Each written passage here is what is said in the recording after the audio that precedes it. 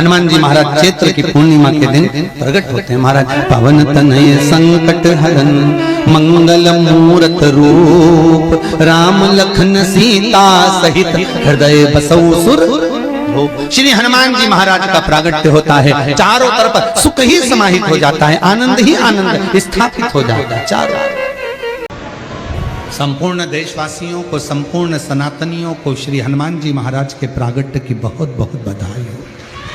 शिव जी का अंश स्वरूप भगवान श्री हनुमान जी महाराज प्रकट हो।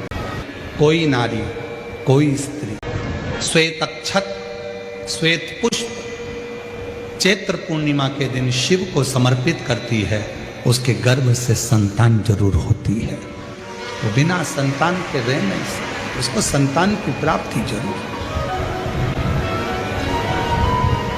और साधुता है पूरे आरण्य वासियों को कि वो चैत्र की पूर्णिमा, यदि आप लोग नेट पर सर्च करेंगे, गूगल पर सर्च करेंगे, तो साउथ में, दक्षिण में जो चैत्र की पूर्णिमा होती है उसे शिव झूलन पूर्णिमा भी कहते हैं। भगवान शंकर को झूले में शिवलिंग को रखकर झुलाया जाता है कि जो पूर्णिमा है चैत्र की, उसको शिव झूलन पूर्णिमा भी कहते हैं। दक्षिण ये अंजना माता से भगवान शंकर कह रहे हैं, तुमने मातंग ऋषि का कहना माना, इसलिए तुम्हारे यहाँ संतान जरूर होगी।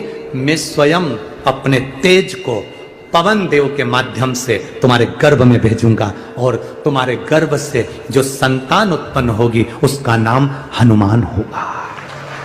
हनुमान। पर अंजना, सुनो अंजना,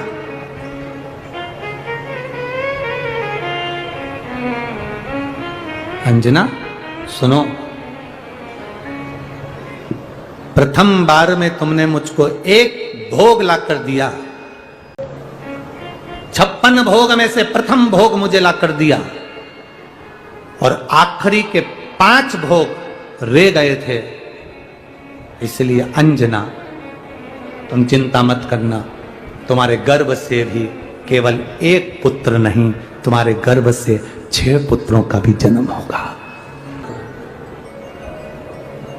और समय आया और उस समय के अंतर्गत मां के सुंदर आनंद से पवन तनय संकट हरन मंगल मूर्ति रूप राम लखन सीता सहित हृदय बसौ सुर।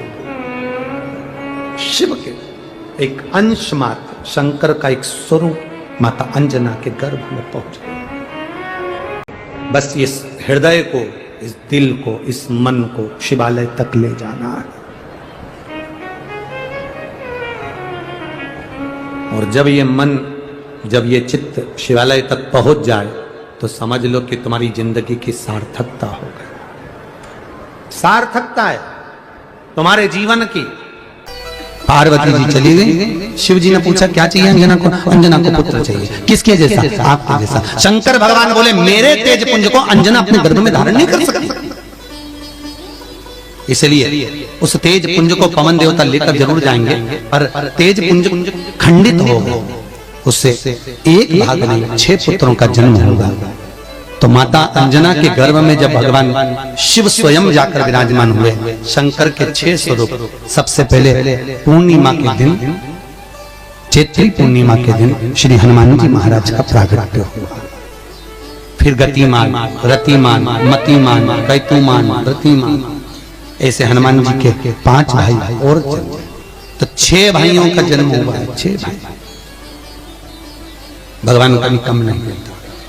आप लोग कथा में श्रवण करे हैं पूर्व में, हनुमान, गतिमान, रतिमान, मतिमान, वर्तिमान, ऐसे हनुमान जी के कई भाई हुए, कई भाई हनुमान जी के हुए। और हमने पहले भी कहा है, जिसकी फैक्ट्री ना चलती हो, बहुत दुकान ना चलती हो, तो हनुमान जी के पांव का थोड़ा सा सिंदूर लेकर, यदि उस सिंदूर को किसी भी फैक्ट्री या दुकान में हनुमान जी के छोटे भाई गतिमान के नाम से अगर एक बिंदी भी सिंदूर की रख दी जाती है, तो वो दुकान और फैक्ट्री भी झड़के से चलना प्रारंभ हो जाती है। गतिमान हनुमान जी के छोटे भाई। एक हनुमान जी के छोटे भाई हैं मतिमान। जब व्यक्ति डिप्रेशन में जाता है, एकाग्र चित्त नहीं रह पाता है, पढ़ने बैठता है पर एकदम मन नहीं लग पाता है, तो मतिमान का स्मरण किया जाता है। हनुमान जी के तीसरे नंबर के भाई का मतिमान। और कहते हैं एक दुर्वा यदि मतिमान के नाम से शंकर भगवान की शिवलिंग पर चढ़ा दी जाए और उसी दुर्वा को वापिस लेकर आया जाए, अंधेरा होने से पहले, सूर्य अस्त होने के पहले, शाम के प्रदोष के पहले यदि उस दुर्वा को उस व्यक्ति को चबा चबा कर खिला दो तो डिप्रेस हो रहा है, डिप्रेशन में है, चिंता में है, टेंशन में है और उसका विवेक काम नहीं कर रहा, बुद्धि स्थिर नहीं हो पा रही है या पढ़ने में मन नहीं लग पा रहा है, तो उसको आप एक दुर्वा मतिमान, हनुमान जी के तीसरे नंबर के भाई मतिमान के नाम से अगर खिला देते हैं तो उसकी बुद्धि केंद्रित होना प्रारंभ हो जाती है और वो डिप्रेस से हटना प्रारंभ हो जाता है, मन स्थिर होने लगता है। मतिमान।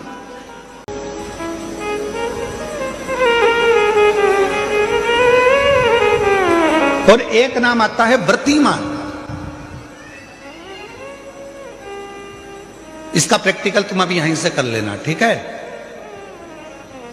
चलते चलते मालूम पड़े तुम्हारी पार्किंग यहां से आधा किलोमीटर दूर है, ठीक है? अरे बोलो तो जम के। आधा किलोमीटर दूर तुम्हारी पार्किंग है और तुम्हारी उम्र लगभग बहुत हो गई, मालूम पड़े तुम थोड़े वृद्ध हो गए हो और तुम्हारा घुटना दुख रहा है, तुम्हारी कमर दुख रही है, चलते चलते बड़ी मुश्किल से तुम कथा स्थल तक पहुंचे हो। अब मन में आ रहा है कि मुझे वापस पार्किंग तक जाना है, कैसे जाऊंगी, पाँव तो दुख रहा है। तो एक काम आज चलते चलते करना कि कहीं सीवर वाला महाराज झूठ तो नहीं बोल रहा है, तो प्रैक्टिकल करके जाना। क्या करोगे? यहां से जाते समय आप जब जा रहे हो और आपके शरीर का कोई अंग जब दुख रहा है तो श्री शिवाय नमस्तुभ्यम कहकर श्री व्रतिमान हनुमान का स्मरण कर। किसका स्मरण करना है? जम के बोलो, व्रतिमान हनुमान। व्रतिमान हनुमान का स्मरण करके कहीं पर भी बैठकर अपने पांव की छोटी वाली जो उंगली है उसको जम के दबाना और दबाने के बाद चल देना। जिस जगह पर भी दर्द हो रहा होगा मेरा बाबा आपको मंजिल तक पहुंचाएगा, दर्द होने नहीं देगा। कल नहीं करना, प्रैक्टिकल आज ही करना। काल करे सो आज कर।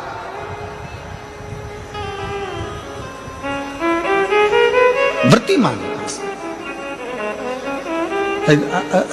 आज करेंगे गुरुजी, 3 महीने में फर्क दिखेगा। तुम तो आज की आज का बताओ ना कि आज की आज में फल कैसे मिले। तुम तो बिल्कुल तैयारी में बैठो।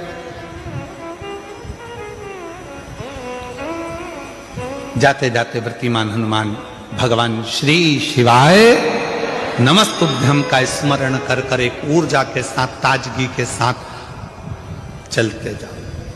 जिस व्यक्ति की नौकरी नहीं लगती, सर्विस नहीं लगती, हर जगह पर अप्लाई कर रहा है, बार बार इंटरव्यू देने जा रहा है, लगातार उसको अगर सफलता प्राप्ति नहीं हो रही है तो धतूरा ढूंढो। धतूरा कहीं बाजार में नहीं मिलेगा, किसी वृक्ष से धतूरा तोड़ लिया, कुछ मत चढ़ा, तू शंकर जी के मंदिर में जाकर तेरा नाम और गोत्र बोल और शिव जी को धतूरा चढ़ाना चालू कर दे और बाबा से विनती कर, धतूरा चढ़ाना चालू कर।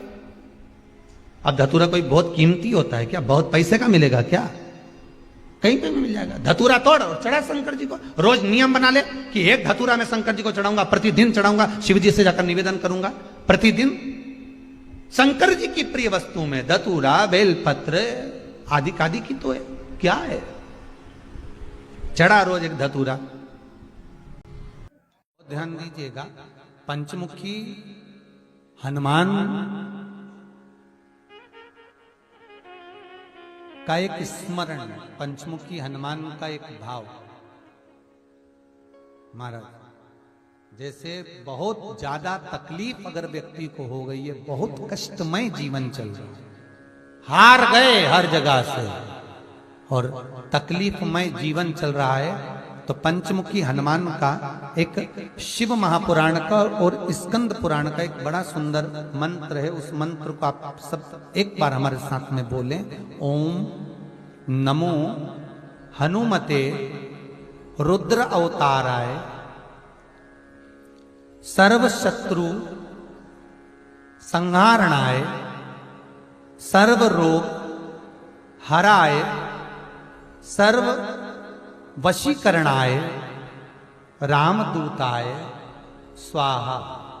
बस इस मंत्र को हाथ में काली तिल लेकर, एक जौ लेकर और गूगल लेकर, थोड़ा सा उसमें गाय का घी डालकर, कंडे को या अग्नि को जलाकर इस मंत्र का 11 बार 21 बार जाप कर कर अपनी कामना कर कर छोड़ दीजिए।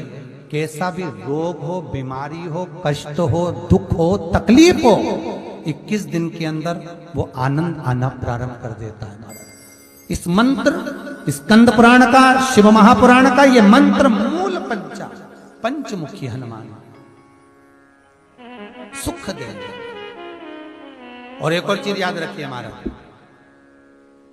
यदि कोई काम के लिए जा रहे हो, कोई व्यापार के लिए जा रहे हो या नौकरी करने के लिए जा रहे हो और लगी नहीं रही, बहुत तकलीफ पा रहे हो, सर्विस ही नहीं लग रही, बहुत कष्टमय हो गया, तो निवेदन करूंगा 5 पीपल के पत्ते पर बेसन के 5 लड्डू घर में बने हुए, गाय के घी के 5 लड्डू रख लो। उस लड्डू के बीचों बीच एक आटे का दिया और उसमें तिल्ली का तेल डालकर इसी मंत्र का प्रयोग कर कर पंचमुखी हनुमान का किसी भी हनुमान के मंदिर में जाकर, दक्षिण मुखी हनुमान के मंदिर में जाकर उसको रख कर आ जाइए। इसके बाद आप उस काम के लिए जाइए, आपका काम सफल हो जाएगा। आपको किसी को नहीं कहना पड़ेगा कि हाथ जोड़ना नहीं पड़ेंगे, किसी के पांव नहीं पड़ना पड़ेंगे, तुरंत काम